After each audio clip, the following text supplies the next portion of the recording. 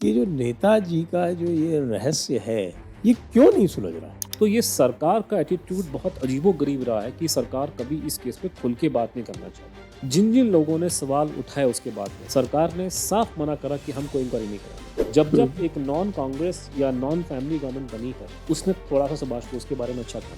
तो उन्होंने पंडित जी को बोला कि पंडित जी हिंदी में बात होती, पंडित जी वो रूस के एम्बेसडर साहब हैं, आप इनसे नीरज जी की बात करो। तो पंडित जी कहते हैं, "अरे तुम क्या चंडू खाने की बातें करते हो?" तो ये उनका रवैया था कि हाँ। बंगाली बड़े सपोर्टर सुभाष बोस के थे, बंगाली सुभाष बोस के सपोर्टर नहीं है। 90% को सुभाष बोस में कभी कोई इंटरेस्ट था भी नहीं। लेकिन जब वो जीवित थे, भगवान जी या गुमनामी बाबा जिनको बोलते हैं, उनसे ये पूछा जाता था कि आप क्यों बाहर निकल के नहीं आ रहे? तो वो ये कहते थे कि my coming out is not in India's national interest.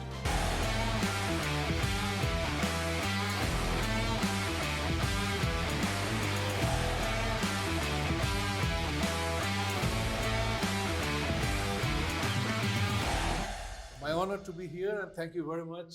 Let me have the pleasure of shaking you by the hand, as a Brit would say. नमस्ते, मैं संजय दीक्षित यहाँ जयपुर डायलॉग्स 2023 की साइडलाइन से अनुज धर जी के साथ।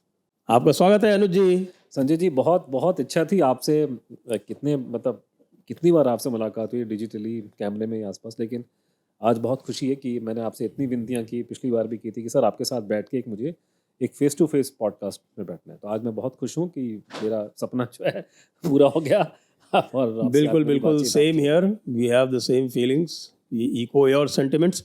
और डीएफआई जयपुर डायलॉग्स 2023 में आपका बहुत बहुत स्वागत है। और आज हम बात करेंगे एक बार पुनः आपसे नेताजी की डेथ मिस्ट्री, उनके जो मृत्यु का जो रहस्य है उसके बारे में। और मैं आपसे ये पूछना चाहता हूँ कि जो नेताजी का जो ये रहस्य है, ये क्यों नहीं सुलझ रहा है? संजय जी, आपने सबसे टेढ़ा सवाल सबसे पहले पूछ लिया। मेरे को लगा था ये सवाल हम लोग आखिर में आंसर देंगे इसका, लेकिन इस पे आएंगे। लेकिन आपने सबसे मुश्किल सवाल है उसका सबसे पहले आपने पूछ लिया। अब एक इसको जब मैं आंसर देने की बात सोचता हूँ तो शायद मैं इनडायरेक्टली आप उस तक उसको अप्रोच करता हूँ। हम लोग जयपुर में बैठ के बातचीत कर रहे हैं और वो जयपुर वो स्थान है वो, और यहाँ पे राजस्थान हाई कोर्ट हमारा जयपुर में ही यहाँ पे है, हाई कोर्ट राजस्थान का यहाँ बेंच है यहाँ पे। बेंच है यहाँ पे, तो यही अपना हाई कोर्ट माना जाता है। नेताजी का मुद्दा जो उनकी डेथ को लेकर जो देश में कंट्रोवर्सी है वो 1945 से ही चलती आ रही थी। 47 के बाद जब देश आज़ाद हुआ तो लोगों ने असेंबली में और बाद में पार्लियामेंट में कोई एक सेशन नहीं होगा जिसमें सवाल ना उठे इस बारे को लेकर के, इस इशू को लेकर के। लेकिन पहली बार कोर्ट कचहरी में जब ये मामला गया है तो वो राजस्थान में जयपुर में, यहाँ पे एक संस्था चलती थी और एक नंद कुमार शर्मा, नंद किशोर शर्मा, वो उसके बिहाफ पे उन्होंने एक पिटिशन यहाँ फाइल करी और वो चाहते थे कि सुभाष बोस की डेथ पे इंक्वायरी। और उस ज़माने में ये बात है 1985 की, राजीव गांधी जी की सरकार थी। कमाल की बात ये कि अगर कोई, और कोर्ट ने, जस्टिस भार्गव की बेंच ने उस केस को सुना और उन्होंने इशू किया एक गवर्नमेंट को बोलना कि आप जवाब दीजिए। सबसे बड़ी कमाल की बात है कि सरकार ने कोई जवाब ही नहीं दिया। आज के ज़माने में कोर्ट अगर इशू कर दे, आपको नोटिस डाल दे, और उसके बाद में फिर कोर्ट ने एक के बाद हियरिंग करी और बाद में ये मेंशन किया कि अगर ये गवर्नमेंट कमाल हो गया कि मैं इनको बार बार कह रहा हूँ ये आंसर नहीं दे रहे, और ये मैं आपको कोर्ट का ऑर्डर पढ़ जो मैं लिखा वो पढ़ के सुना रहा हूँ, वो याद करके मेमोरी से निकाल कर। तो उसमें उन्होंने बोला कि ये आने को राजी नहीं है, और अगर ये गवर्नमेंट नहीं आती है, गवर्नमेंट का वकील कह रहा कि भाई मुझे कोई दिल्ली से ऑर्डर नहीं मिला, और बोला कि अगर ये कुछ नहीं बोलता है अगली हियरिंग में तो मैं एक्स पार्टी जजमेंट जो है दे दूंगा।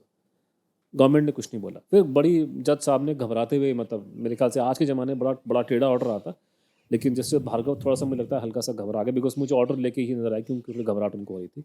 उन्होंने सरकार को बोला कि भाई आप इनसे बातचीत कीजिए, नंद शर्मा जी से, और ये कुछ इसका निपटारा कीजिए इसका। उसके बाद में साल भर तक सरकार ने कोई बात की नहीं, फ़ोन फान किए होंगे। फिर वो जी नंद शर्मा जी जो है वो सर्वसिधार गए और ये केस उसके बाद दब गया। तो ये सरकार का एटीट्यूड बहुत अजीबो-गरीब रहा है कि सरकार कभी इस केस पे खुल के बात नहीं करना चाहती। और अगर आप मुझसे पूछेंगे तो एक एटीट्यूड जो बीजेपी या कांग्रेस सरकारों में कॉमन है मोर और लेस, वो यही है कि जिस तरीके से नेहरू की गवर्नमेंट, पंडित जी की गवर्नमेंट इस केस पे डायरेक्टली बात नहीं करना चाहती थी, इस इशू को अवॉइड करती थी, वही हम हालात बाद में भी और आज तक भी दिखते आ रहे हैं। तो कुछ ना कुछ इस केस में ऐसा कोई पेच फंसा हुआ है कि भारत सरकार इसको हाथ नहीं लगाना चाहती। अब उसके मल्टीपल कारण हैं, हम शायद उस पर बाद में जाएंगे, लेकिन है कि ये जो और यही एक मेरे ख्याल से, लेकिन उसमें एक उल्टा नुकसान जो सरकार को हो गया कि सरकार की तरफ से इस केस को छुपाना, इसके बारे में बातचीत नहीं करना, इस पर कोई डिस्कशन नहीं होने देना, या ये कोशिश करना कि इस पर कोई डिबेट ना होने पाए, ये ही उनको उल्टा पड़ गया। और यही कारण है कि लोग इसमें और क्यूरियस हो गए। इतना साल हो गए ये केस जो चलता आ रहा है कि हम किस आम बात 2023 में बैठ करके ये बातचीत कर रहे हैं इसके बारे में, जो घटना घटी है सन 45 में फॉर एग्जांपल। तो ये जो छुपाने की कोशिश सरकार की तरफ से हुई है, सिस्टम ने इसको केस को दबाया है कि सच्चाई बाहर ना आए, ये सिस्टम को उल्टा पड़ गया है क्योंकि जनता में उतनी ही क्यूरियोसिटी जो है वो पैदा हुई। और पहले ये था कि जब मैं छोटा था, आप छोटे थे, उस ज़माने में हमारे पास जानने के लिए स्कोप नहीं था कुछ करके, जो टीचर ने पढ़ा दिया या जो अखबार में आ गया या दूरदर्शन में आ गया उस पर गाड़ी चल जाती थी। आजकल एवेन्यूज़ इतना ज़्यादा है, आजकल जयपुर डायलॉग्स हैं और तरीके हैं बातचीत करने के। आज का जो यंग लड़का लड़की है उसमें काफ़ी इंटरेस्ट आ रहा है क्योंकि उनको समझ में नहीं आ रहा है ये कैसे घटना घट गई। वो यकीन नहीं कर सकते कि भारत में इतना बड़ा एक फ्रीडम फाइटर हो, उसने ये किया हुआ देश के लिए, फिर उनकी मौत हो जाती है, फिर उसमें कमीशंस बैठ रही, कमेटी बैठ रही हैं और सरकार का इतना नेगेटिव इसमें एटीट्यूड है। अब उनको समझ में नहीं आ रहा और इसी में फ्रस्ट्रेशन भी आती है, लेकिन एक आनंद भी आता है इस पूरे केस को भी एक पूरा मतलब एक मर्डर मिस्ट्री बन जाती है अपने आप में। तो इस केस का नुकसान भी ये है, नेगेटिव पॉइंट भी है, लेकिन वही नेगेटिव पॉइंट पॉजिटिव बन जाता है कि क्योंकि इसको छुपाया गया है, इस पर पर्दा डाला गया है, लोगों में इसको क्यूरोसिटी इस पे बनी हुई है और अभी तक बनी हुई है इतने सालों से। जहाँ तक इस रहस्य का प्रश्न है, इस पे मेरे विचार से कम 3 कमीशन बैठ चुके हैं। शाहनवाज कमीशन, फिर खोसला, जस्टिस खोसला कमीशन और लास्ट में मुखर्जी कमीशन, और हजारों फाइल्स हैं। तो इन हजारों फाइल्स में अभी बहुत सारी फाइल्स जो हैं वो डीक्लासीफाई अभी भी की गई हैं। अभी कुछ दिनों पहले मोदी सरकार ने भी की थी, उसके पहले की भी कई सारी फाइल्स जो हैं वो डीक्लासीफाइड हैं, ट्रांसफ़र ऑफ पावर डॉक्यूमेंट्स हैं। आपने इन सब का अध्ययन किया है, तो आप किस निष्कर्ष पर पहुंचते हैं? अगर निष्कर्ष नहीं भी पहुंच पाते हैं, एक 100% निष्कर्ष, तो किस दिशा में आपको ये संभावना लग रही है? सर, मैं इसका हिस्सा रहा हूँ, मैं निष्कर्ष पर पहुँच चुका हूँ, मैं तो 100% पे ही चल रहा हूँ अपने।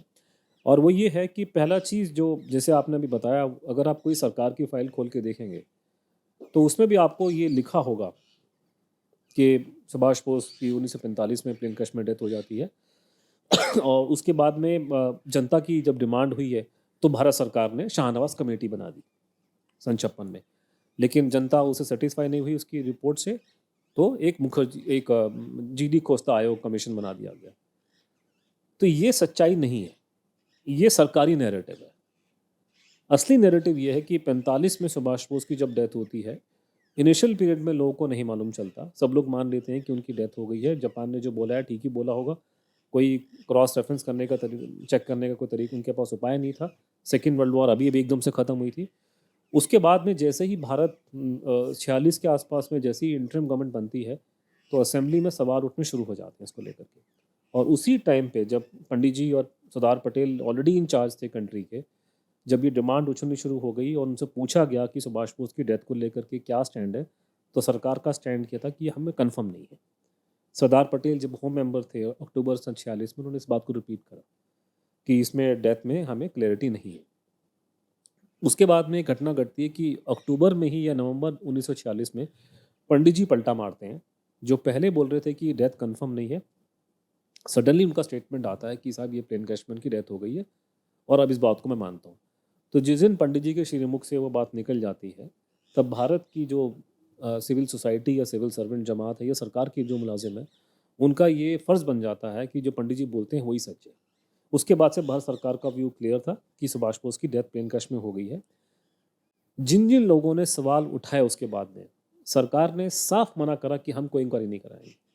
तो पहली चीज़ जब ये नैरेटिव दिया जाता है कि इस पे अलग अलग कमीशन कमेटी वगैरह बनी है, तो उसमें ये बताना जरूरी है कि भारत सरकार का कोई इरादा कोई कमीशन कमेटी बनाने का नहीं था, नंबर 1। नंबर 2, भारत सरकार ने जो अंग्रेज़ों के ज़माने में जो इंटेलिजेंस की इंक्वायरियाँ हुई हैं, पहली इंक्वायरी तो अंग्रेज करके गए थे यहाँ से, तो अंग्रेज़ों ने जो इंक्वायरियाँ की थी या सब्सिक्वेंटली और इंक्वायरियाँ हुई हैं ब्रिटिश या अमेरिकन सोर्सेज ने जो करवाई थी, उसकी रिपोर्टें भी सरकार ने कभी पब्लिक को नहीं बताई, छुपा के बैठे। तो सरकार का कोई इरादा नहीं था कमीशन कमेटी बनाने का। 1955-56 में जब डिबेट बहुत बढ़ गई और एक लोगों ने धमकी दी कि एक सिविल सोसाइटी वाली कमेटी बनाई जाएगी जिसमें जस्टिस राधा विनोद पाल को इसका हेड बनाया जाएगा। तो राधा विनोद पाल बहुत जाने माने जज थे, टोक्यो वॉर क्राइम्स ट्राइब्यूनल में एशियन जज थे वो, और उनका बहुत नाम था जापान के अंदर। एकदम से घबराहट सरकार को हुई और रातों रात शाहनवाज खान, जो एक ज़माने में सुभाष बोस के साथ में थे आईएनए में, मुश्किल से 1 साल होंगे ज़्यादा से ज़्यादा, और उसके बाद वो आदमी 1946 में गांधी जी का चेला बन गया और फिर वो मेरठ से इलेक्शन लड़ा है कांग्रेस के टिकट पे, और पूरा जीवन 1983 तक उनकी डेथ हुई है, वो कांग्रेस पार्टी का, नेहरू खानदान का वफादार रहा है। तो वो आदमी जो एक ज़माने में नेताजी के साथ में था मुश्किल से 1 साल तक, वो जो वफादार बन गया है नेहरू गांधी खानदान का, उससे वो इंक्वायरी करवाते हैं और सरकारी व्यू पर ठप्पा लगा देते हैं। पब्लिक एक्सेप्ट नहीं करती है। उसके बाद जो पहला कमीशन बना था वो जीडी कोस्टा कमीशन बना था, पब्लिक प्रेशर में बना था। पब्लिक प्रेशर को चैनलाइज करने वाला एक समर गुहा, एक मेंबर ऑफ पार्लियामेंट था, उसकी सपोर्ट करने वाले बहुत लोग थे, उसमें से एक खास आदमी था अटल बिहारी वाजपेयी। इन लोगों ने प्रेशर डाल करके कमीशन बनवाया इंदिरा गांधी गवर्नमेंट से। इंदिरा गांधी गवर्नमेंट का बनाने का कोई इरादा नहीं था, लेकिन मजबूरी ये थी कि इन लोगों ने जीवनलाल कपूर कमीशन बना दिया महात्मा गांधी की डेथ के ऊपर। तो उन्होंने वो पॉइंट पकड़ लिया कि साहब अगर महात्मा गांधी की डेथ पे इंक्वायरी हो सकती है इतने समय के बाद में, तो सुभाष बोस में क्यों नहीं हो सकती। तो इनको मजबूरी में ये बनाना पड़ा। लेकिन जीडी खोस्ता के बारे में सरकार में अगर आप कैबिनेट्स के नोट पढ़ेंगे कि जो कैबिनेट्स को बताया गया अलग अलग टाइम पे, चाहे वाजपेयी जी के टाइम पे हो या पहले या बाद में हो, आप उसको पढ़ के सिर पीट लेंगे कि मेरे को समझ में नहीं आ रहा कि यूनियन कैबिनेट सेक्रेटरी इस तरह के नोट बचकाना मतलब नोट लिख रहा है। उसको ये नहीं पता कि जिस जीडी खोस्ता को तुम बता रहे हो कि बड़ा एमिनेंट जज है, वो आदमी कांग्रेस का चमचा था। वो तो उसको क्या, वो कहाँ से इंक्वायरी करेगा। पंडित जी का दोस्त था वो, पंडित जी का दोस्त है, इंदिरा गांधी का बायोग्राफर है वो आदमी। कौन सा जज बैठ के किताबें लिखता है प्रधानमंत्री। आज मान लीजिए कोई इंक्वायरी हो रही हो किसी चीज़ पे जिस पे लोग इनडायरेक्टली मोदी जी का नाम खींचते हैं या अमित शाह जी का नाम लेते हैं, अगर वो जज जो इंक्वायरी कर रहा है अमित शाह जी की बायोग्राफी लिखने बैठ जाए, आप उसकी रिपोर्ट मानेंगे क्या। तो इस तरह के जो आदमी बिल्कुल कॉम्प्रोमाइज लोग थे, शाहनवाज खान और जीडी कोस्टा, उन्होंने उनसे कमेटी कमीशन उनसे इंक्वायरी करवाई। उन्होंने सॉरी कांग्रेस का उन्होंने स्टैंड, जो गवर्नमेंट का स्टैंड था, उसको प्रमोट किया। उसके बाद में जो पूरा जो केस चेंज हुआ वो हमारे समय में चेंज हुआ है कि 97 में जब नेताजी के 100वें साल पूरे होने वाले थे, जी, तो जो ऑफिशियल थ्योरी वो ये कहती है कि सुभाष बोस की डेथ एक प्लेन क्रैश में हुई थी और ताइवान में, और वहाँ उनको क्रिमेशन कर दिया गया और उनकी अस्थियाँ जो हैं जापान में किसी मंदिर में रखी है, वो वहाँ ले जाई गई थी। तो जब ये बात वहाँ पे हुई है, रेनकोजी टेम्पल, उसको छोटा सा टेम्पल टोक्यो के सबर्बन एरिया में था, आजकल मेन शहर के अंदर आ गया हो क्योंकि टोक्यो भी बहुत बड़ा हो गया, जैसे दिल्ली बड़ी हो गई है, सब जगह बड़े हो गए। तो उसमें जब ये बात चली है तो 1997 के आसपास में कई लोगों ने बोलना शुरू कर दिया कि साहब बहुत हो गई डेथ मिस्ट्री, 100 साल हो गए, अगर जिंदा भी होंगे नेताजी अब तो मर चुके होंगे, अब क्या फ़ायदा इसको गड़े मुर्दों को खड़ने से कोई फ़ायदा नहीं है, अब इस पे इसको उनकी अस्थियों को भारत में ला करके स्मारक खड़ा कर दो, ऐसे कुछ किसी ने बात बोली। तो मुलायम सिंह यादव जी रक्षा मंत्री थे, इन्होंने, मेरा मानना है अनविटिंगली, उनको पता नहीं होगा, उन्होंने कहा जी मैं लेकर आऊँगा अस्थियाँ सुभाष बोस की। तो जहाँ वो बात उछली तो किसी ने जाके कोर्ट में केस ठोक दिया, कलकत्ता हाई कोर्ट में। तो कलकत्ता हाई कोर्ट में प्रभाशंकर मिश्रा जी चीफ जस्टिस थे कलकत्ता हाई कोर्ट के। मैं इसलिए मुझे बोलना जरूरी है कि बहुत से लोगों के दिमाग में फितूर है कि बंगाली सारे के सारे नेताजी के भक्त होते हैं। मैं आपको बता रहा हूँ, मेरा 23-24 साल का एक्सपीरियंस है इस पूरे केस में, ये सबसे बड़ा झूठ है इस पूरे केस में।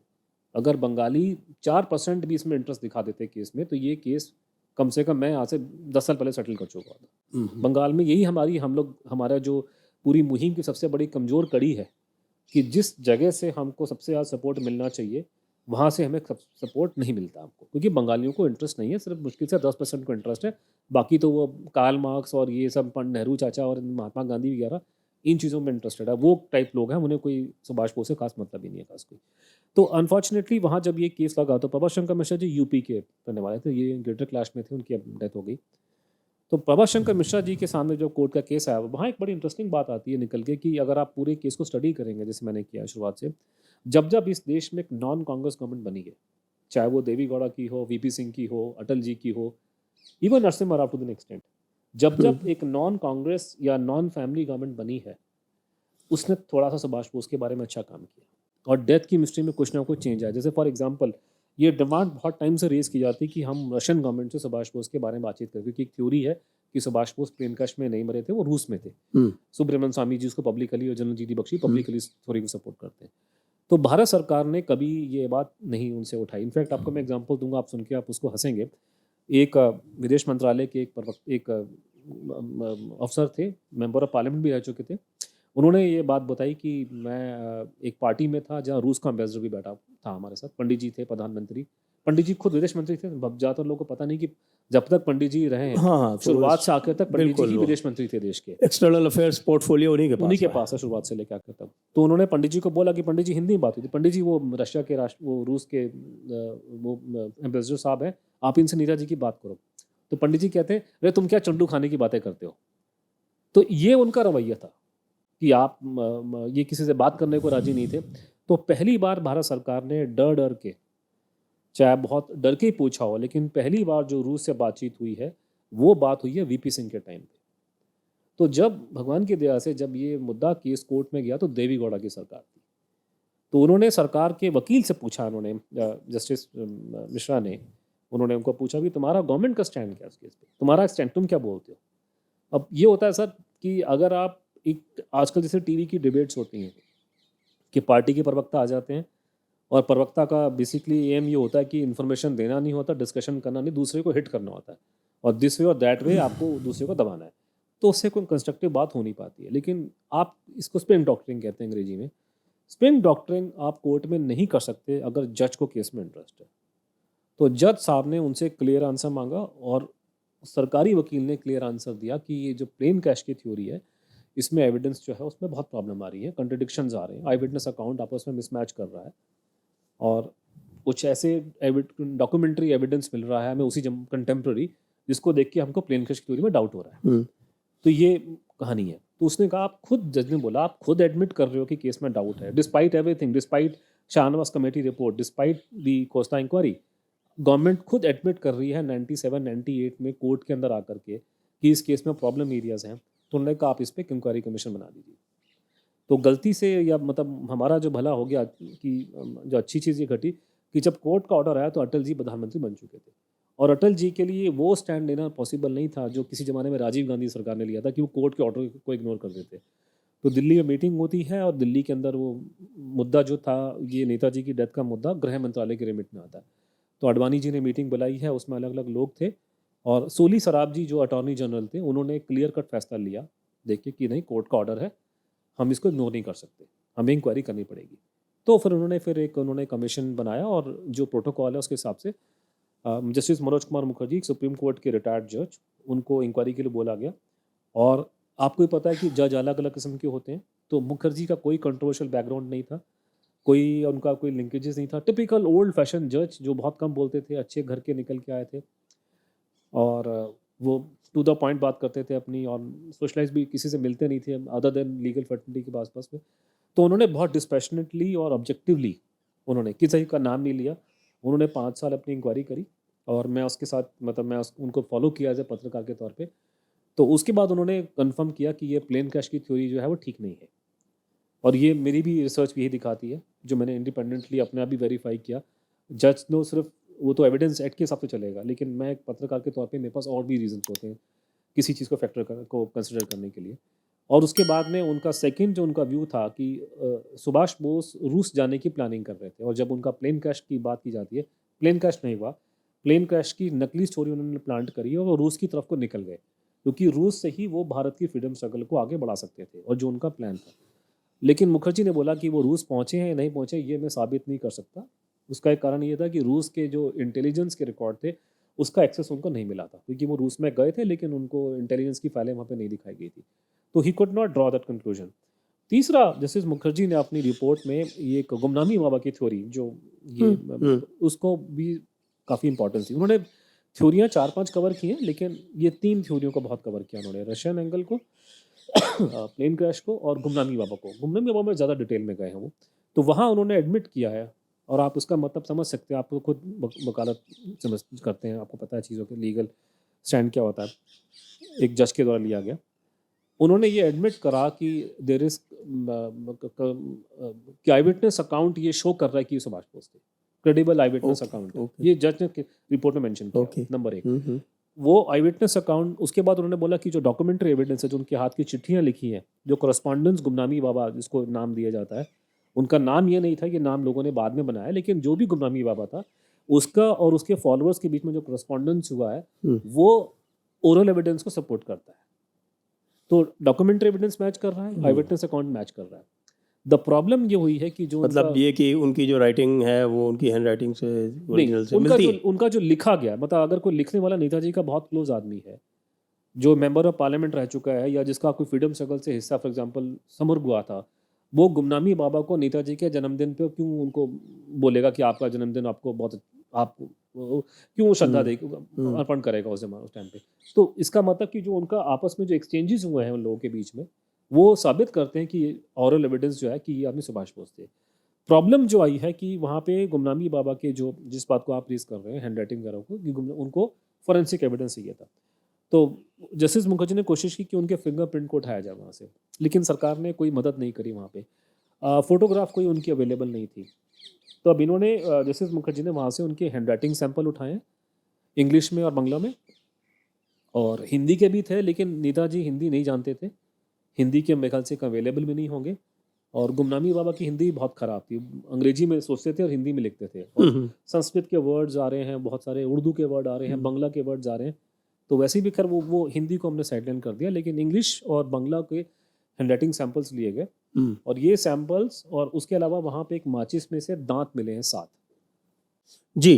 तो उनके मुखर्जी ने ये पाया कि ओरल एविडेंस और डॉक्यूमेंट्री एविडेंस मैच कर रहा है।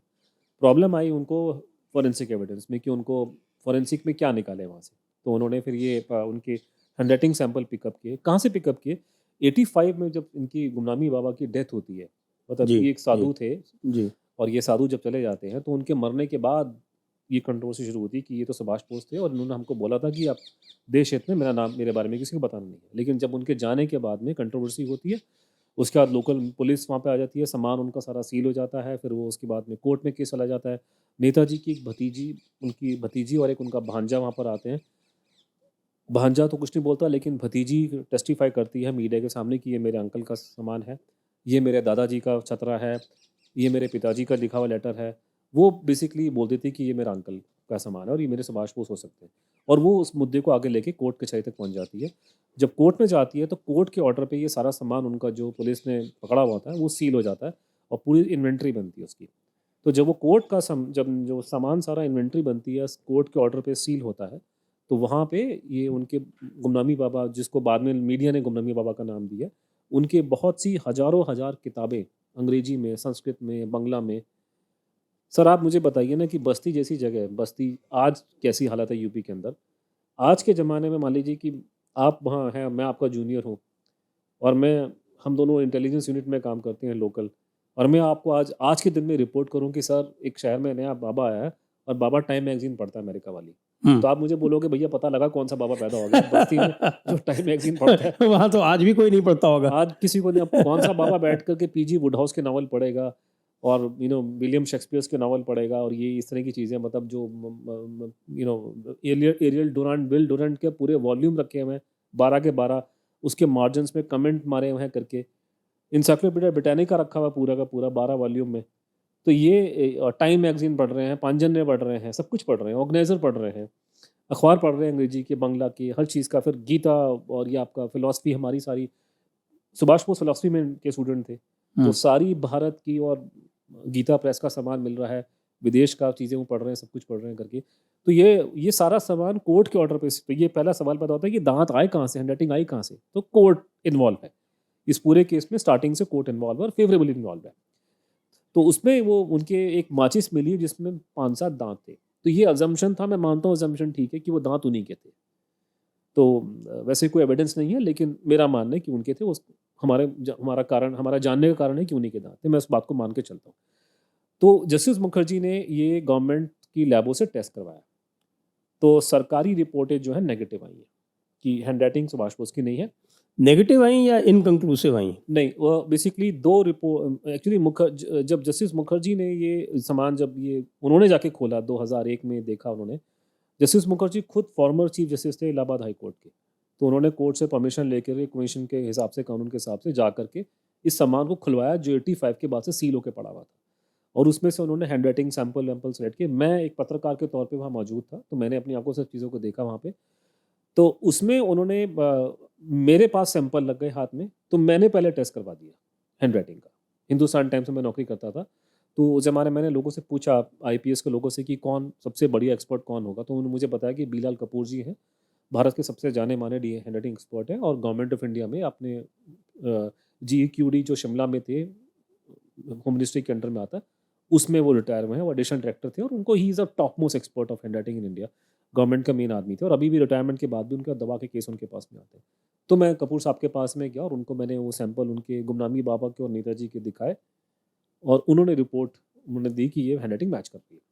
तो वो हम लोगों ने मीडिया में, अखबार में छाप दिया। जस्टिस मुखर्जी ने 2 लैब को कंसल्ट किया, एक तो फॉरेंसिक साइंस लेबोरेटरी कलकत्ता और एक GEQD शिमला, उन दोनों को। और वहाँ प्रॉब्लम उनकी रिपोर्ट जो थी नेगेटिव निकल के आई है। अब यहाँ पे एक चीज़ जानने वाली है कि जब भी कोई एक्सपर्ट हैंड राइटिंग का रिपोर्ट दे रहा है, खासकर ऐसे केस में जो पूरे देश से जुड़ा हो, मैं उम्मीद करता हूँ कि वो एक्सपर्ट कुछ लिख करके देगा कि क्यों मैं मानता हूँ कि ये हैंड राइटिंग मैच कर रही है या नहीं मैच कर रही है। ये जो रिपोर्ट आई थी, फॉर एग्जांपल अपनी फॉरेंसिक साइंस लेबोरेटरी कलकत्ता की जो रिपोर्ट है, डॉक्टर SK मंडल ने 2 पन्ने की रिपोर्ट दी। पहले पन्ने में अपना नाम पता जो एक स्टैंडर्ड फॉर्मेट है वो भर दिया, और सेकंड पन्ने में लिख दिया एक लाइन में कि हैंड राइटिंग मैच नहीं कर रही है। That's all. all. No reasoning, no logic. Nothing. Justice Mukherjee ने फिर बीलाल कपूर को हायर किया अलग से। हमने जो रिपोर्ट थी वो अलग थी, हिंदुस्तान टाइम्स की रिपोर्ट को छोड़ दीजिए। जस्टिस मुखर्जी ने उनको हायर किया, और कपूर साहब ने जो रिपोर्ट दी है, उन्होंने इंग्लिश की अलग रिपोर्ट बनाई, बंगला की अलग रिपोर्ट बनाई, जिसमें रीजनिंग दी है 5, 7, 8 पन्नों में, दोनों अलग अलग रिपोर्ट है कि ये सेम आदमी है। उसके अलावा कपूर साहब ने क्या किया, उन्होंने 446 एग्जिबिट्स बनाए, 400 प्लस एग्जिबिट्स, और बड़े बड़े बक्सों में उन्होंने क्या कि पूरे अल्फ़ाबेट लिए, इंग्लिश का A Netaji, alphabet A Gumnami Baba, ऐसे 446 फोटोग्राफ, इतनी बड़ी बड़ी फोटोग्राफ को बक्सों में लेकर आए कमीशन के अंदर, और वहाँ पे दिखाया कि ये आदमी एग्जैक्टली सेम पर्सन है। तो उन्होंने बहुत डिटेल और कॉम्प्रिहेंसिव रिपोर्ट बना के दी, और उसके अलावा और भी बहुत मुद्दे हैं कि जिस तरीके से जो जैसे मंडल साहब की तो जस्टिस मुखर्जी ने बेइज्जती करी है कमीशन के सामने कि अच्छा। आपने क्या रिपोर्ट दी, अगर आपके बारे में एडवर्स लिखूंगा तो आपकी नौकरी चली जाएगी। और उसके बाद में जो GEQD वालों ने जो नेगेटिव रिपोर्ट दी थी, वो बेचारे भी, जब कपूर साहब की पेशगी हुई है दिल्ली में, यहाँ विज्ञान भवन में, जब मैं भी गया था वहाँ पे, ऑडियंस पे बैठा था मैं, वो नहीं आए वहाँ पे। आपका शिमला में ऑफिस है, आपको बुलाया जा रहा है, आप शिमला से कलकत्ता दिल्ली आने को राजी नहीं हो रहे, क्योंकि तुम्हारा फॉर्मर बॉस वहाँ के बैठा हुआ है। कपूर साहब उनके फॉर्मर बॉस थे। उनकी हिम्मत नहीं थी कि कपूर साहब के सामने आकर के, उन्हें मालूम है कि अगर आप आमने सामने मुखर्जी ने अगर बढ़ा दिया तो हम मारे जाएंगे। फिर कलकत्ता में जाकर चुपचाप से उन्होंने बोला कि हाँ जी, हैंड राइटिंग मैच नहीं कर रही है, लेकिन उनकी रिपोर्ट के अंदर भी कुछ खास वो ठोस नहीं था। तो पहला मुद्दा ये निकल के आता है कि हैंड राइटिंग की रिपोर्ट में ये कहानी ये हुई है। दूसरा मुद्दा जहाँ केस फंस गया था कि जो दांत थे वो उन्होंने CDFD हैदराबाद को दिए। CDFD हैदराबाद को उन्होंने कोई मैंडेट नहीं दिया, उन्होंने सातों के साथ दांत पकड़ा दिया और पूछा टेस्ट करो। CDFD ने टेस्ट करा और रिपोर्ट भेजी कि हमने 2 दांतों पर टेस्ट किया, और उसमें से एक दांत में से कुछ निकला है मटेरियल, और वो जो निकला है वो कंक्लूसिव नहीं है, नेगेटिव नहीं है, इनकंक्लूसिव है। उन्होंने ये मेंशन रिपोर्ट में नहीं किया कि अगर दूसरे दांत में से इनकंक्लूसिव निकला तो तीसरा दांत भी आप यूज़ कर सकते थे। आप मुखर्जी ने आपको बाउंड नहीं किया, अगर 7 है तो आप आराम से 4 दांत यूज़ कर सकते हैं, 3 कर सकते हैं। उन्होंने वापस कर दिया। खैर वो रिपोर्ट सील थी, तो मुखर्जी को भी नहीं मालूम कि रिपोर्ट में क्या लिखा। जस्टिस मुखर्जी ने फिर वो बाकी जो 4 दांत थे वो उन्होंने CFSL कलकत्ता को दे दिए। CFSL कलकत्ता भारत की पहली फॉरेंसिक लैब है। पहले ये IB के अंडर में आती थी, उन्होंने स्टार्ट की थी, आजकल MHA के अंडर में आती है। CFSL ने जून 2004 में एक रिपोर्ट दी है जो नेगेटिव रिपोर्ट है कि यह DNA मैच नहीं कर रहा सुभाष बोस के परिवार से। पर एक बड़ी अजीबोगरीब घटना घटती है इस रिपोर्ट के आने के 6 महीने पहले, दिसंबर 2003, मतलब ये रिपोर्ट जो CDF ने जो दी है, वो रिपोर्ट साइन की गई है उसके डायरेक्टर के द्वारा, डॉक्टर कश्यप के द्वारा, 2004 जून में। लेकिन दिसंबर 2003 में जिस टाइम पे ये इनको दांत हैंडओवर किए गए थे, कलकत्ता का एक बहुत बड़ा अखबार है आनंद बाजार पत्रिका, ये कांग्रेस का माउथ पीस है, आनंद बाजार पत्रिका और टेलीग्राफ, ये सुबह शाम बैठ के इनका इनका जोर लगा कि राहुल गांधी को प्राइम मिनिस्टर बनाओ देश के। ये लोगों को, मैं तो बंगाल को लेके बहुत भ्रांति है कि हाँ। बंगाली बड़े सपोर्टर सुभाष बोस के थे। बंगाली सुभाष बोस के सपोर्टर नहीं है। 90% को सुभाष बोस में कभी कोई इंटरेस्ट था भी नहीं। ये एक बहुत बड़ा लोगों ने ऐसी लंबी फेंक दी उठा करके। तो ये पूरा जो ग्रुप है कांग्रेसियों का चमचों का ग्रुप है। और ये मैं खोल करके तो आपके शो में बात कर रहा हूँ। आप इतनी भाईबंदगी है, मैं खुद मीडिया में काम कर चुका हूँ कि अगर मैं एबीपी के बारे में ये बोलूँ कि इन्होंने ये हरकत करी है, मुझे उनका राइवल ग्रुप नहीं दिखाएगा, क्योंकि आपस के पत्रकारों की भाईबंदगी होती है, एक दूसरे के खिलाफ में रिपोर्टें दिखाते नहीं। तो एक बहुत बड़ा प्रॉब्लम हो रहा है कि बंगाल में गुमनामी बाबा को लेकर के डिस्कशन डिबेट नहीं हो पा रही है, क्योंकि एबीपी का उसमें कुछ हाथ दिखाई दे रहा है। वो उसके खिलाफ में कोई पत्रकार रिपोर्ट नहीं करेगा। तो एबीपी जो कांग्रेस का माउथ पीस है, उसमें 2003 में खबर छप रही है कि ये डीएनए मैच नहीं हुआ। प्रॉब्लम ये हो रही है कि भैया टेस्ट तो तुम्हारा 6 महीने बाद हुआ था, ओके। क्योंकि इस आदमी जिसने भी रिपोर्ट फाइल की वो पत्रकार माशाल्लाह जिंदा है, टीवी में आके बाइट देता फिरता है, बड़ी अच्छी पर्सनैलिटी है उसकी। कमीशन ने उसको सम्मन इशू उसको उसको उसमें डाला, प्रेस काउंसिल में केस किया उसके खिलाफ में कि तो प्रेस काउंसिल में आकर के आंसर दे, कैसे तुझे कैसे मालूम, ये तो सीक्रेट रिपोर्ट है। जो CFSL और CDFD की जो रिपोर्ट्स हैं, जो जस्टिस मुखर्जी को गई थी, वो सीक्रेट रिपोर्ट थी। ऊपर मेंशन किया सीक्रेट है, सील बंद पैकेट में थी, सीक्रेट रिपोर्ट है। तुझे कैसे मालूम कि डीएनए मैच नहीं किया? How do you and you know it in advance? 6-7 महीने पहले तुझे कैसे मालूम चल गया? लेकिन प्रेस काउंसिल ने इस केस को समझ नहीं पाया, उन्होंने फैसला एबीपी की फेवर में कर दिया। तो बाद में मैंने पकड़ लिया बातों की, साहब ऐसा है कि उन्होंने बोला कि पत्रकारिता में इन्वेस्टिगेटिव जर्नलिज्म होता है, ये प्रेस काउंसिल ऑफ इंडिया का डिसीजन बोलता है। मेरा उसमें कोई प्रॉब्लम नहीं, मैंने खुद इन्वेस्टिगेटिव जर्नलिज्म किया हुआ है। लेकिन सर होता ये कि आपको पता है कि अगर सरकार में कोई रिपोर्ट बन रही है, उसकी फाइंडिंग्स लोगों को मालूम चल जाती है रिपोर्ट बनने के बाद। मुझे भी मालूम था, जस्टिस मुखर्जी की रिपोर्ट सितंबर 2005 में सबमिट हुई है, पब्लिक हुई है, it was a classified record, it was made public only in I believe May 2006। लेकिन मुझे सितंबर में मालूम था कि रिपोर्ट में प्लेन क्रैश को उड़ा दिया गया, क्योंकि पत्रकारों को मालूम था, ये खबरें मिल जाती हैं अंदर से। मालूम था क्योंकि वो रिपोर्ट सबमिट हो चुकी थी, रिपोर्ट लिखी जा चुकी थी। प्रॉब्लम ये हो रहा है कि CFCFL कलकत्ता की रिपोर्ट जून 2004 की है। आप उस रिपोर्ट के आउटकम को 6 महीने पहले कैसे आपको मालूम चल गया?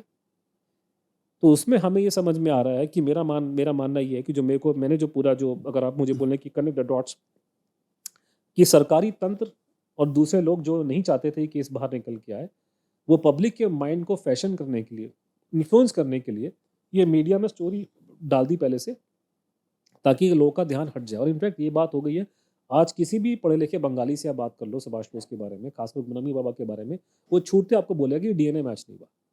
उसको ये समझ में नहीं आ रहा कि इतना बड़ा खेल इस पूरे केस में हो गया कि बिना टेस्टिंग किए पहले ही, ये कौन सी दुनिया में साइंस ऐसी हो गई है कि डीएनए टेस्टिंग करने के 6 महीने पहले तुम्हें उसका आउटकम तुम्हें मालूम चल जाए। तो ये सिचुएशन वहाँ पे ऐसी बिल्डअप हुई है। और बाद में हमने इस केस को रिविजिट किया, आपने अभी इसमें बहुत हमें सपोर्ट किया आपने। हमने हैंडराइटिंग का फिर से 2 टेस्ट करवाए, और उसमें एक हमने एक हमारे यहाँ पे अशोक कश्यप जी, बहुत जाने माने एक्सपर्ट थे हिंदी यहाँ पे, अब नहीं रहे हमारे बीच में, उनसे टेस्ट करा। उन्होंने डिटेल में रिपोर्ट बना करके, पूरा चार्ट बना के और टीवी में आके बाइट दी कि ये सेम आदमी है।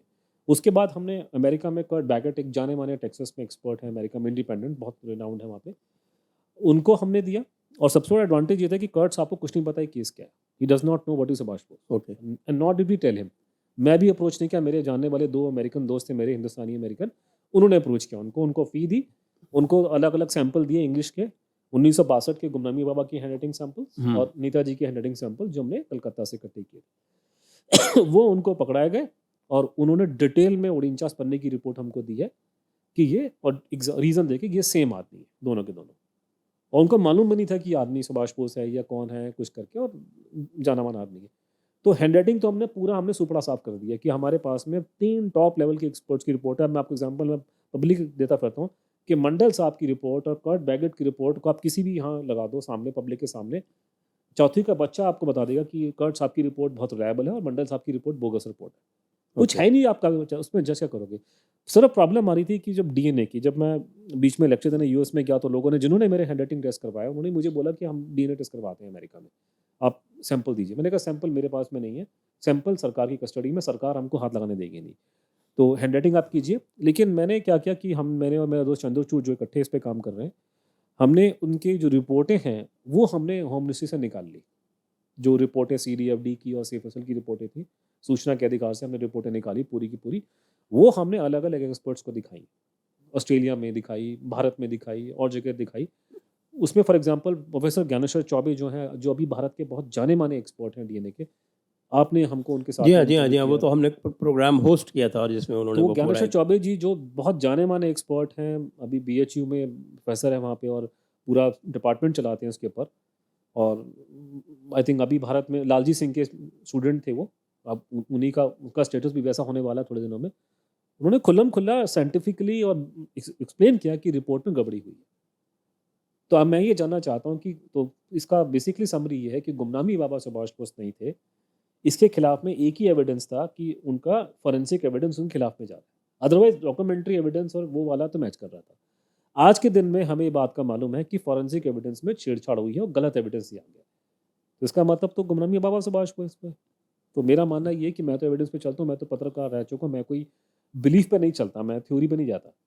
तो ये हमने लेकिन तो वही वाली बात आपने जो शुरू में ही कही थी कि भाई उन्होंने अपने आप को डिस्क्लोज क्यों नहीं किया। उन्होंने डिस्क्लोज नहीं किया, तो बहुत लंबी चौड़ी कहानी। इनफैक्ट ये पूरी कहानी को समझाने के लिए मेरी और चंद्रचूड़ की जो किताब है कनंड्रम, उसमें हमने 200 पन्ने लिखे। सर ऐसा है कि मान लीजिए कि आज और मेरी आपकी डिस्कशन हमास जो हरकतें कर रहा है उस पर हो रही है, तो आपके लिए सवालों को फ्रेज करना आसान है, मेरे लिए सवालों का आंसर देना शायद आसान है, क्योंकि आप सबको जनता को मालूम है कि हमास ने क्या किया। हम बात कर रहे हैं उस समय काल परिस्थिति की जो इस देश में 70 साल 80 साल पहले या 50-60 साल पहले था। हालत ये है कि लोग मनमोहन सिंह को भूल चुके हैं आज के ज़माने में। उस ज़माने के करेक्टर्स का नाम लोगों को नहीं पता। अब मेरे लिए बड़ा मुश्किल हो जाता है लोगों को बताना कि मैं अगर लोगों से बात, संपूर्णनंद जी का नाम अगर लोगों को नहीं पता, डॉक्टर संपूर्णनंद जी कौन थे? अगर नोएडा में लोगों को इनका नाम नहीं पता कि मुख्यमंत्री थे उत्तर प्रदेश के, सेकंड 10 साल तक रहे हैं, बाद में राजस्थान के गवर्नर रहे हैं, सुभाष बोस के काफ़ी क्लोज थे शुरुआत से। जब वो राजस्थान के गवर्नर थे तो उन्होंने किताब लिखी अपनी जीवनी, उसमें उन्होंने मेंशन किया कि नेताजी की डेथ को लेकर लोग कहते हैं कि वो जीवित हैं। उसमें उन्होंने मेंशन किया कि आज़ादी में उनका सबसे बड़ा योगदान था। किस कांग्रेस के इतने बड़े लीडर की इतनी हिम्मत हो ऐसी बातें कर सके? तो इनका कॉन्टैक्ट गुमनामी बाबा के साथ में था, ये सब चीज़ें थी। तो ये मेरे को समझाने के लिए मुझे बहुत सारी डिटेल लानी पड़ती है कि लोगों को नहीं मालूम संपूर्णनंद जी कौन है, कि उनको गए बहुत समय हो गया।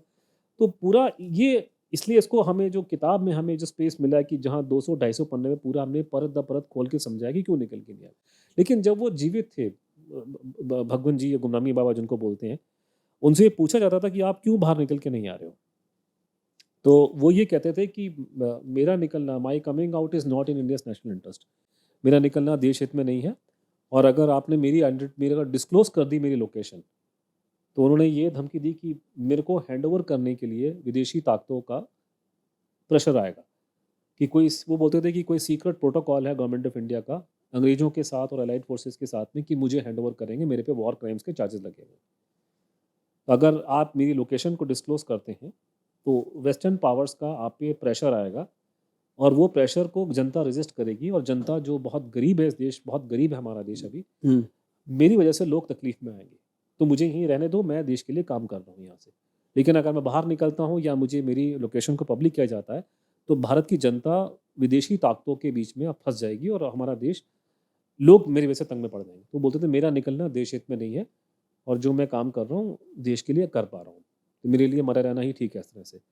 तो ये मोटा मोटा उन्होंने कारण दिया, लेकिन इसको अगर आप इसमें डिटेल में जाना चाहेंगे तो उसमें बहुत से कारण हैं। पहली बात तो देखिए, जो आदमी सेकेंड वर्ल्ड वॉर में एक्सिस फोर्सेस के साथ में था, हिटलर के साथ में था, तूजो के साथ में था, और लोगों के साथ, मुसोलिनी के साथ में था, कोई ऐसा टॉप का आदमी जो इन लोगों के साथ में था वो सेकेंड वर्ल्ड वॉर से जिंदा निकल के नहीं आया। या तो मर गया, या सुसाइड कर ली, या उनको वॉर क्राइम्स हैंग कर दिया। तो वो एक ऐसे एक पीरियड के रेलिक बन गए थे जिसका कोई स्थान नहीं था, मतलब 1945-47 के बाद में। अगर नेताजी जीवित होते, मान लीजिए जीवित थे, अगर वो निकल करके आते हैं और ये बात, ये वो लोग कोशिश कर रहे थे कि निकल के आए, तो नेताजी निकलने के बाद कोई इलेक्शन तो लड़ेंगे नहीं एमपी का, वो तो सीधा टॉप पे आदमी जाएगा।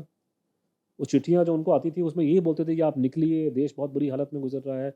इमरजेंसी में लोगों ने बहुत चिट्ठियाँ लिखी उनको, उनके जाने वालों ने, कि आप निकलिए, आपकी हम बहुत तकलीफ में हैं। तो आपको लगता है कि जिस आदमी का एसोसिएशन हिटलर और जैसे लोगों के साथ में रहा है सेकेंड वर्ल्ड वॉर में, किसी भी कारण से, वो एक अलग इशू अपने आप में, क्या उसको विदेशी ताकतें, यूरोप अमेरिका उसको अलाउ करेगा भारत का प्रधानमंत्री बनने के लिए, चलने देगा? क्या ऐसा आदमी को कोई रिसीव करेगा, यूएनओ के अंदर अलाउ करेगा? हमने देखा कि अभी कतार ने हमारी हवा निकाल दी, जबकि हमारा देश कितना तरक्की कर चुका है। जब मैं लोगों को पिछले 20-25 साल से बोलता आ रहा हूँ कि साहब फॉरेन ताकतों के सामने भारत की हिम्मत नहीं थी कंट्रोल करने की, तो लोग मेरे सामने डींगे हाँकते थे बड़ी बड़ी कि जैसे कि स्ट्रीट फाइट हो रही है, अरे किसकी हिम्मत है, कौन हमको दबा सकता है, कौन हमें रोक देगा, हम तो हिंदुस्तानी है, फलाना ढमकाना करके। मैंने कहा अब तो मैं मुझे आंसर देना आता है कि आप तो कतार से पंगा नहीं ले सकते भैया, तुम क्या पंगा लोगे अमेरिकन से और लोगों से, वो भी तब की बात कर रहे हैं 1970-80 से पहले। अब तो भगवान की दया से हमारे को नरसिम्हा राव खुलने के बाद में कम से कम पैंटे पुंटे पहनने की तमीज़ आ गई है। पहले हमारी हालत कैसी है सर, आपने देखा होगा कि कैसे वो बेल बॉटम पहन के घूमते थे हिंदुस्तान के लोग। कौन सा, क्या बात कर रहे हैं आप लोग, इतना गरीब देश, इतना थर्ड वर्ल्ड कंट्री था, कोई ताकत नहीं। आज तो भगवान की दया से मोदी जी ने एक स्थान कर लिया, तो अब थोड़ा सा वो है।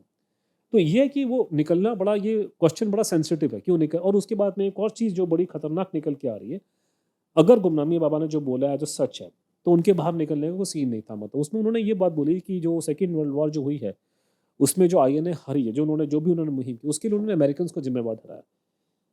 एक मोटी सी बात मैं आपको, कि हमारे देश में लोगों को डींगे मारने की बहुत बड़ी आदत है।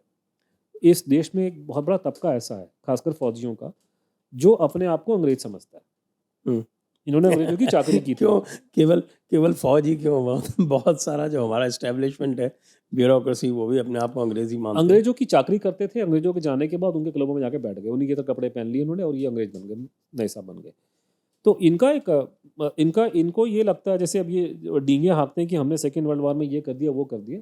सर सच्चाई उसकी ये है सेकेंड वर्ल्ड वॉर की, अगर सेकेंड वर्ल्ड वॉर में अगर अमरीकी और रशियंस अगर नहीं कूदते, तो जापानी इनका जो भूत बनाते हैं लोगों का, खासकर ये हमारे इंडियन आर्मी वाले, ब्रिटिश इंडियन आर्मी वाले, इनको समझ में नहीं आ रहा कि जलियांवाला बाग नहीं है हम्म।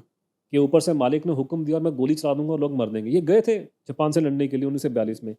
जापानियों ने जिनको जो छठी का दूध इनको याद दिलाया, उसके बाद से अगर बाद में अमरीकी और रशियन अगर लड़ाई में नहीं कूदते, जापानी इनको कच्चा खा जाते हैं लोगों को, क्योंकि ये जलियांवाला बाग नहीं है कि मालिक का हुक्म हुआ और जाके आप इनोसेंट लोगों को गोली मार देंगे और डींगे हाँकेंगे आगे बाके बड़ी बड़ी कि हमने बड़े तीर मारे हुए हैं। तो अमेरिका के सेकेंड वर्ल्ड वॉर में कूदने से सुभाष बोस की हार हुई है, INA की हार हुई है। इस आदमी का ये मानना था, मैं आपको उसका वर्जन सुना रहा हूँ। इस आदमी का ये बोलना था कि जब वो, इसको रशिया ने पहले ही मदद की थी, रशिया में इसने अजाइलम लिया, रशिया की कोल्ड वॉर शुरू पहले से हो चुकी थी, ये उन्होंने पहले से देख लिया था कि कोल्ड वॉर होगी, कि रशिया की दोस्ती सिर्फ सेकेंड वर्ल्ड वॉर के टाइम पे टेम्पररी हुई थी, आपस में क्लैश चल रहा था। इन्होंने ये बोला है कि जब ये रशिया पहुंच जाते हैं, इनको साइबेरिया में छुपाया गया, और वहाँ पे उन्होंने बोला धीरे धीरे रशिया के जो कवर्ट ऑपरेशन थे सोवियत रशिया के, ये उसका हिस्सा बन गए। इनका जो एम था वो लार्जर एम था। जैसे हम लोग सोचते हैं अपने अपने जीवन के बारे में कि 10, 20, 30, 40 साल बाद क्या होगा, और आपको पता है सिस्टम गवर्नमेंट के अंदर जी। खासकर इंटेलिजेंस वाले एस्टिमेट लगाते हैं कि 30-40 साल बाद भारत कहाँ होगा, खड़ा होगा। गुमनामी बाबा वैसे ही 50, 60, 100 साल पहले सोच रहा था कि आगे भारत कहाँ जाएगा, और उनका दिमाग बिल्कुल इस मामले को लेकर के बिल्कुल फोकस में था कि मैंने भारत को नंबर 1 पोजीशन में लेके जाना है। तो उनका ये मानना था कि जो सुपर पावर्स जो हैं, उनकी जो आपस में लड़ाई हो रही है, कोल्ड वॉर, वो भारत से दूर हो और कभी मिलिटरली भारत में न लड़ी जाए। तो उन्होंने बोला कि इस चीज़ को दिमाग में रखते हुए मैंने कोविड ऑपरेशन में हिस्सा लिया है, और उन्होंने एक के बाद उन्होंने बहुत बातें बताई। उन्होंने कि कोरिया में उनको भेजा गया, कंबोडिया में, लाओस में, वियतनाम में, और उनका ये मानना था कि उन्होंने ये बात बोली कि अमेरिकन को मालूम है मेरे बारे में कि मैं जीवित हूँ और मैं ऐसे हरकतें कर रहा हूँ।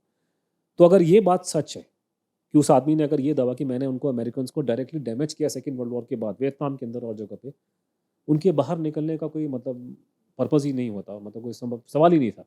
इनफैक्ट बड़ा गंदा एग्जांपल मैं आपको दे रहा हूँ, लेकिन जिस तरीके से ओसामा बिन लादेन छुपे छुपे भाग रहा था, ये आदमी बिल्कुल छुप करके कोने में बैठा हुआ है। दिल्ली में नहीं छुप सकता, दिल्ली में पकड़ा जाएगा, उसे पता है दिल्ली में मशीनरी बैठी हुई है फॉरेन कंट्रीज़ की। कोने में, जिसी को सपने में ख्याल नहीं होगा कि आप बस्ती में रह रहे हैं, नैमिषारण्य में जा रहे हैं, यूपी का, कोने के मकान में ऊपर छत के ऊपर एक छोटा कमरा बना है, सपने में नहीं ख्याल होगा कि कमरे में सुभाष बोस छुप के बैठे हुए हैं। और आप कमरे में जाएंगे, सामने पर्दा लगा रखा है, आप कमरे में घुसेंगे, अपनी शक्ल नहीं दिखाएंगे, हैंड राइटिंग, इतनी सीक्रेसी का मतलब क्या है? कोई हाई वैल्यू टारगेट था, तभी वो उनके हिसाब से वो छुप के बैठे थे। तो ये कारण निकल के आते हैं। उसके अलावा भारत सरकार के एंड पे बहुत से और प्रॉब्लम्स आ रही हैं कि भारत सरकार का जो रीज़न है कि गवर्नमेंट क्यों नहीं बताती इस बात को। तो गवर्नमेंट के ना बताने के अलग मल्टीपल कारण हैं, जिसमें से एक कारण जो मैं बार बार रिपीट करता हूँ कि कारण और भी हैं, लेकिन एक कारण ये है कि आज़ादी मिली है हमारे को सुभाष बोस की वजह से। हाँ, वो तो लगभग स्पष्ट है, वो सभी स्पष्ट जगह है से उसके वो कभी डिटेल में मैं बाद में आपसे मैं अभी लोगों के व्यूज़ में देख रहा हूँ, लेकिन आने वाले टाइम पे मैं आपको डिटेल में उस पर कुछ और बातें बताऊंगा कि बहुत सारी फाइलें पब्लिक हुई हैं। तो आज़ादी मिलने का मेन कारण था कि जो अंग्रेज इस देश पे राज कर रहे थे वो कर रहे थे ब्रिटिश इंडियन आर्मी की वजह से, वो जो जलियांवाला बाग में गोली मारने वाले हाँ, और जगह पे हमारे लोगों को मारने वाले, हम्म, इस इंस्ट्रूमेंट को उन्होंने वीक कर दिया और इनफैक्ट वो लोग नेताजी के फेवर में आ गए। उसकी वजह से वो अंग्रेज को लगा कि यहाँ रिवोल्ट की नौबत आ गई और वो नेवल रिवोल्ट होने शुरू हो गए थे, तो वो छोड़ के चले गए। तो जाते जाते उन्होंने जब पावर को ट्रांसफ़र किया है वो उन्होंने उन लोगों के हवाले किया जिनसे इनकी कोई दुश्मनी नहीं थी। तो ये जो लोग जो जो पावर में आए हैं, जिनको बेनिफिशियरी हो गए कि लड़ाई लड़ी किसी और ने लेकिन खीर खाए कोई और, ये जो लोग आए इन लोगों ने जाकर के अपने को जस्टिफाई करने के लिए इन्होंने वो जुमला छोड़ दिया, दे दी हमें आज़ादी बिना खड़क बिना ढाल।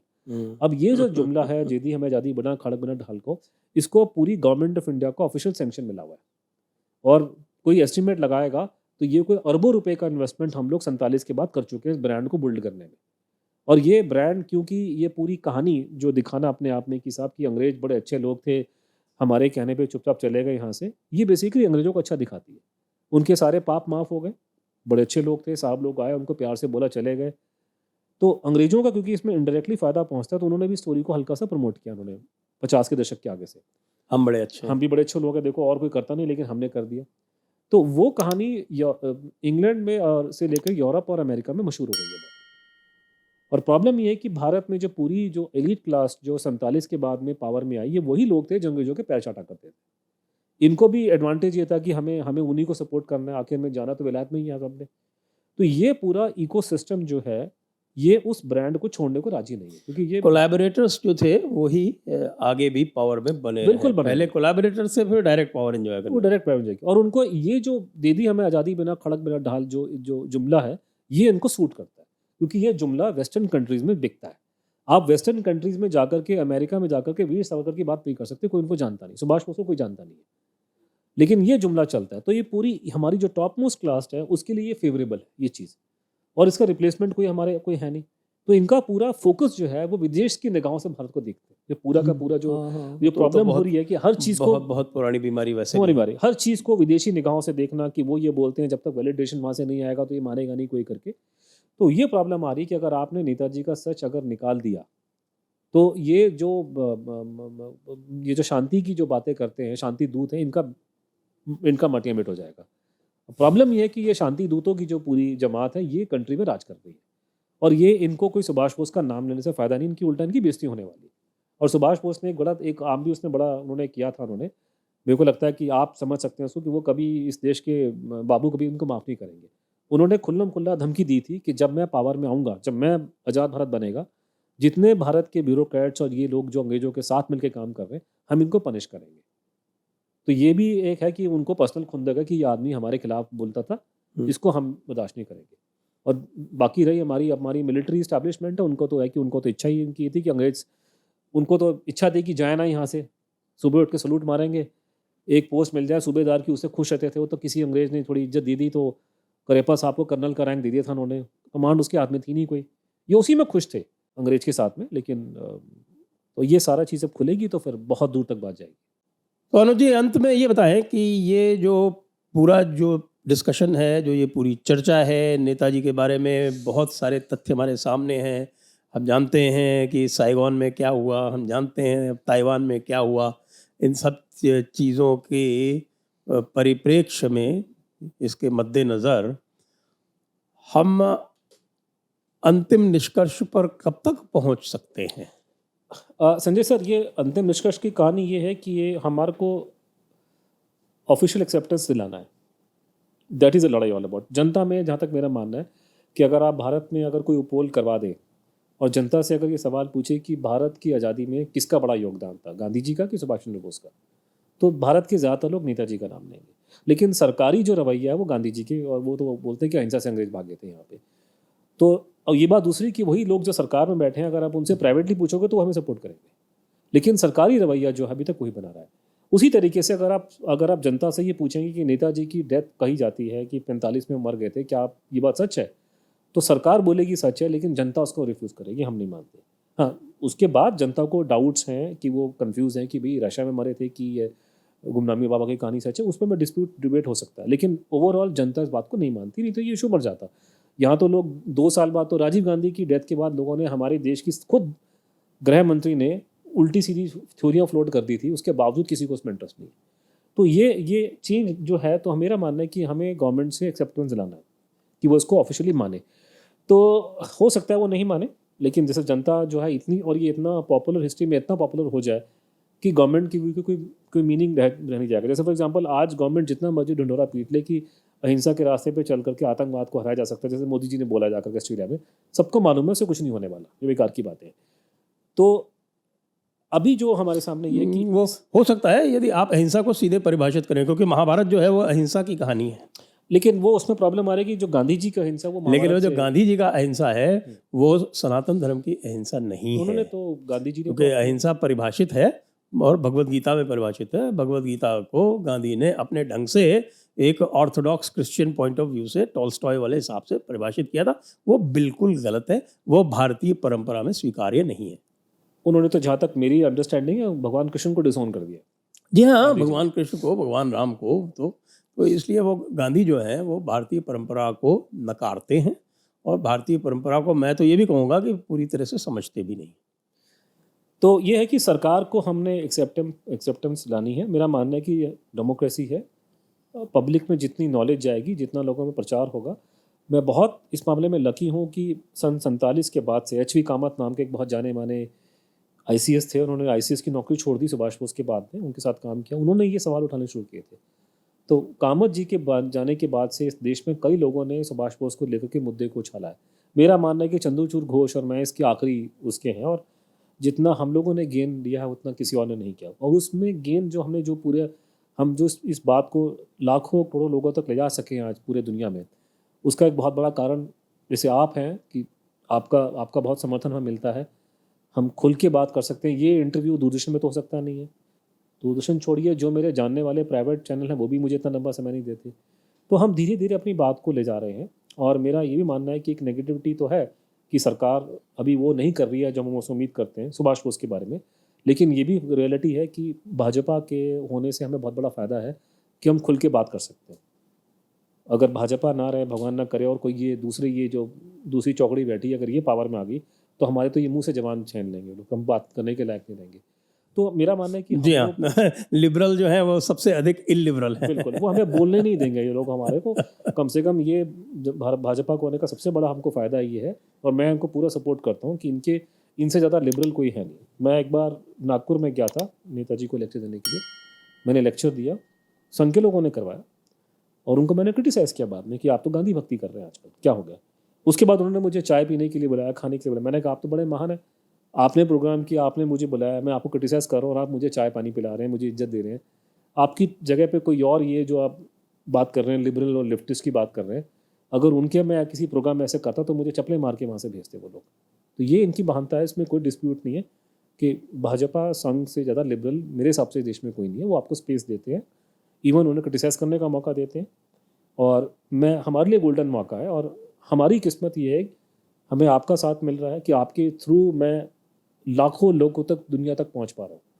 जब मैं US में जाता रहता हूँ लेक्चर्स के लिए, वहाँ गया तो मुझे कई लोगों ने बोला कि हमने आपको संजय जी के शो में देखा था।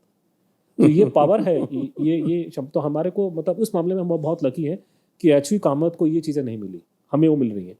तो हमारे रोज कन्वर्ट बढ़ रहे हैं।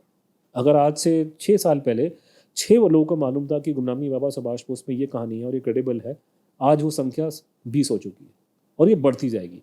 तो मेरा मानना है कि 2, 3, 4, 5 साल बाद ऐसा समय आएगा कि सरकार जो मर्जी बोलती रहे, जनता एक क्रिटिकल मास बन जाएगा। तो मेरे ख्याल से वही हम पॉलिसी पे लेके चल रहे हैं। और इन द मीन वाइल मेरी उनसे विनती रहेगी, क्योंकि मेरा यह मानना है कि देश हित में और भाजपा के हित में है कि सच्चाई नेताजी को बाहर निकाले। मेरा मानना है, मेरी जो अंडरस्टैंडिंग है, भारत सरकार को मालूम है कि भारत में थे, कम से कम मोटे मोटे रिकॉर्ड उनके पास पड़े हैं, इतने साल तक वो भारत में थे, गवर्नमेंट को मालूम है इस बात का। लेकिन सरकार के पास जो रिकॉर्ड हैं वो कांग्रेस के ज़माने के बने हुए हैं, तो शायद उसमें नेगेटिव बातें लिखी गई हैं। थोड़ा उनको घबराहट इस बात की है कि इसमें उसको अगर निकालते हैं तो ये इसका मीनिंग कुछ और निकलेगा, लेकिन वो लोग समझ जाएंगे और समझाने के लिए हम लोग भी बैठे हैं कि हम समझा देंगे इसका मतलब क्या असली में। तो ये वो जो क्रिटिकल मास की आपने बात बोली है, तो हम क्रिटिकल मास के ऊपर लड़ाई चल रही है। और मेरे ख्याल से हम उम्मीद करते हैं कि आने वाले समय में क्रिटिकल मास हम गेन कर लेंगे। आपका बहुत बहुत धन्यवाद अनुज जी, और बहुत ही अच्छी चर्चा रही। और निश्चित रूप से दर्शकों से अनुरोध है कि आप इस शो को न केवल स्वयं देखें, अपितु इसका जितना भी अधिक से अधिक प्रचार प्रसार कर सकते हैं वो भी करें। जय हिंद, जय भारत, वंदे मातरम।